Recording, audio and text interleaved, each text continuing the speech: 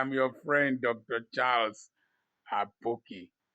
I want to cause quarrel now. Is dirtiness cultural? Is it based on, is it income related, or is it a factor of development? And if we are to define development, is it economic development, cultural development, or intellectual development? The Japanese went for World Cup. Was it in South Africa?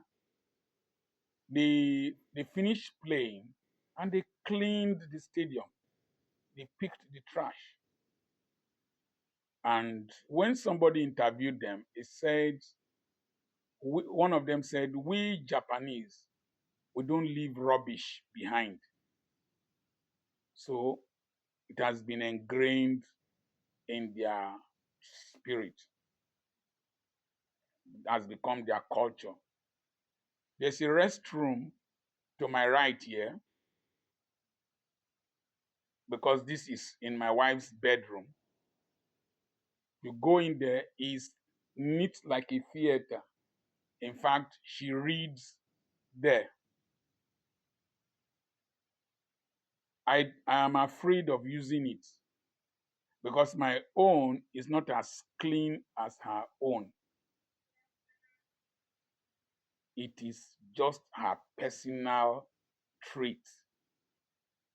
Either because she's a nurse, I don't know, or the way she grew up. My own is not as neat as her own.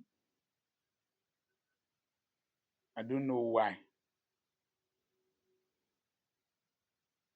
If you go to Calabar and Calabar is neat, very neat. I think Uyo is also very neat. Port Harcourt used to be neat.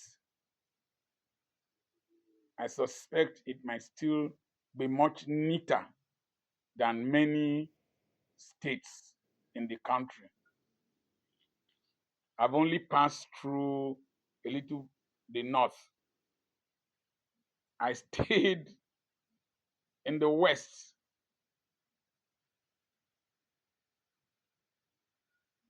I also stayed in the east.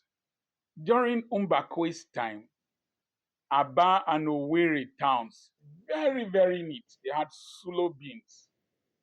Very, very neat. Now that I went back, that orderliness is back. At one time, it was very, very dirty. So is it leadership related or is it cultural? Is it racial? I see videos that some people in Europe try to use to insult immigrants. They will show trash in the streets where predominantly immigrants live. Somebody countered that it is because that these people want to practice xenophobia. They go to take the pictures of the accumulated trash, the days that the dump trucks don't come to collect those stuff. I was in Saint Denis and I trekked from Playel area towards one part. I thought I had gone back into Africa. So, is it in the mindset? Is it developmental? That is to say, communities that are not, people who are not developing, their areas are usually dirtier. The lower economic class Their areas are usually dirtier. But Paul Kagame has transformed Kigali to a very beautiful city. Very beautiful city. Don't tell me it's autocratic. Has transformed the place into a very beautiful city. Now, there was one time I was in Addis Ababa and we went to drink coffee. We must drink coffee in Addis. And we sat in a park and I was admiring the beauty. Is it around St. George's Cathedral? And somebody, my friend Ayele, to Alemeyu Ayele, pastor, told me that the town was not as clean as that. That an Ethiopian came from the United States, a musician, and he started using, I think a musician, yes, started using music to propagate the message of cleaning the city and restoring beauty. Addis Ababa means land of the beautiful flower. It was named by Empress Teitu, wife of Emperor Menelik. And gradually, Addis became as beautiful as it is today. What very dark man and the Ratels started yesterday, 29th of November 2025. Very, very beautiful, very, very good. But it is not enough. We need to have an attitudinal change. I was trekking from my school and I saw a young lady entering a hotel. She just finished drinking sachet water and threw it in front of the hotel and walked away. I was in an airport and our flight was delayed. They said we should come and take drinks and snacks. A man sitting near me just ate his biscuits, and threw the wrapper of the biscuits down. I went there to pick it up. It's actually leave it that the people who are sweeping the airport will pick it up. No, if everybody does that, I don't throw trash from my window, my car window. Never. I don't throw trash from my car window. If I have trash in my hand, I will keep it until I get to where I can trash it. Training from Government College Ughelli. Training.